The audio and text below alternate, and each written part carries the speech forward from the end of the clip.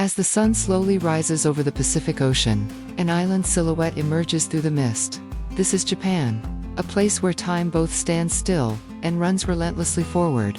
Here, silence is not emptiness. Silence is another name for thought, respect, and depth. As the wind passes through bamboo forests, it whispers the past. When a temple bell rings, it is not only metal that vibrates and trees echo. Japan may appear as a few thin lines on a map, yet within those lines, empires have risen, cities have burned and been reborn, and people have lost, endured, and rebuilt. On one side, Tokyo never sleeps beneath neon lights. On the other, Mount Fuji disappears into the mist. High-speed trains race against seconds, while a tea ceremony gently brings time to a halt. This land is harmony born from contrast, a balance of contradictions. One of the rare places where modernity walks hand in hand with tradition. To understand Japan, it is not enough to simply look. You must listen to what the stones, the trees, the streets, and the people are saying. This journey is not only through history, but through the soul of a nation. Japan's story begins long before written history. According to legend, these islands were formed from drops falling from the god sphere. Reality, however, was shaped by a quiet agreement between humanity and nature. Earthquakes, typhoons, and volcanoes taught fragility. That is why strength in Japan does not come from control, but from adaptation. For centuries, emperors ruled, yet true power often lay in unseen hands, the samurai. Life was measured by honor. Bushido, the way of the warrior, did not glorify fearlessness, but responsibility. For a samurai, the greatest victory was never drawing the sword. Strength was found in restraint, discipline, and loyalty to a greater purpose. Shinto revered nature as sacred. A mountain, a tree, a river each possessed a spirit. Buddhism later arrived, turning attention inward. Impermanence, awareness, and freedom from suffering settled deep within the Japanese soul. That is why temples are silent.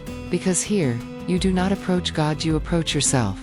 History was unforgiving to Japan. Wars, destruction, and loss tested these islands again and again. Cities turned to ash, yet memories survived.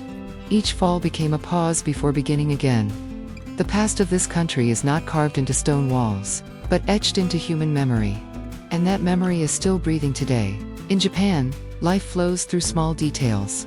In the angle of a bow, in the rhythm of a walk, in a quietly lowered head. Subways are crowded, yet voices are few.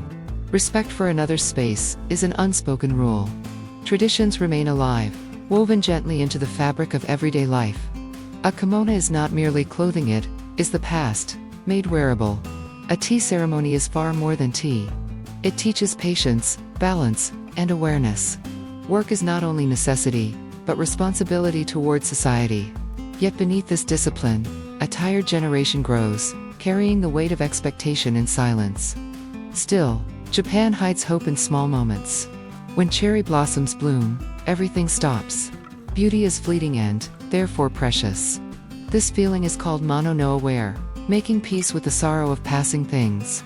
People here do not strive to be perfect, they strive to be in harmony. Japan's nature is quiet, yet powerful. Mountains form the backbone of the land. Mount Fuji is not merely a volcano, it is a symbol, a prayer, a mirror. Forests are deep, mist drifts between trees, and time slows.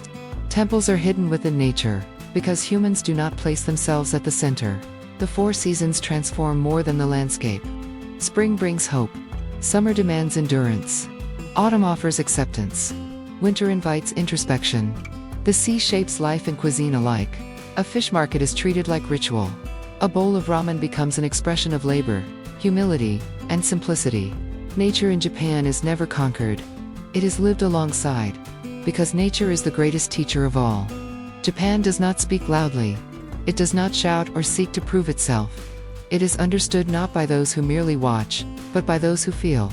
This land has endured destruction, yet never lost its memory. It respects its past and looks cautiously toward the future. Happiness is not hidden in grand victories, but in small moments in the morning light. In the fall of a flower, in the silence of a farewell. Japan reminds us that speed is not always progress. Sometimes, we must slow down. To listen, to understand, to accept impermanence. These lands do not teach lessons, they confront us with ourselves. And one question remains: are we slow enough to hear the silence?